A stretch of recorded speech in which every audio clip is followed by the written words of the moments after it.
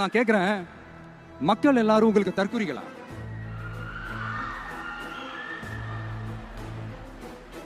அதே மக்களோட ஓட்டு வாங்க போற நாம தற்குறிகள்னா, அப்ப இவ்வளவு நாள் அதே மக்கள் கிட்ட தானே நீங்க ஓட்டு வாங்கிட்டு இருந்தீங்க.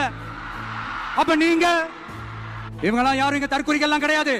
இவங்க எல்லாரும் தமிழ்நாட்டு அரசியலோட ஆச்சரியக்குறி. இவங்க எல்லாரும் தமிழ்நாட்டு அரசியலோட அந்த மாற்றத்திற்கான அறிகுறி. சும்மா லாஜிக்கே இல்லாம தற்குறி தற்குறி. ஒண்ணு மட்டும் சொல்றேன், எழுதி வச்சுக்கோங்க. இந்த தற்குறி தற்குறின்னு சொல்றீங்கல்ல, இந்த தற்குறிகள்லாம் ஒன்னா சேர்ந்துதான் வாழ்நாள் பூரா விடையை கண்டுபிடிக்காத முடியாத அளவுக்கு உங்க அரசியலே ஒரு கேள்விக்குறியாக்க போறாங்க. அவள விழா பாப்பா, நீ பாசாங்கு காட்டாத பாப்பா, நீ நல்லவர்கள் போல் நடிப்பதை பார்த்து நாடே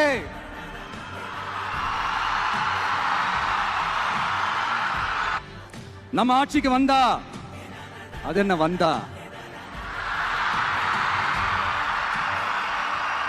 வருவோம்.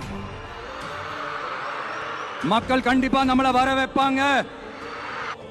இல்ல நான் கேக்குறேன், ஒரு கவர்மெண்ட்னால வேற ஒரு நல்ல இடத்தை தேர்வு செஞ்சு ஒரு பஸ் ஸ்டாண்ட் கட்டி தர முடியாதா?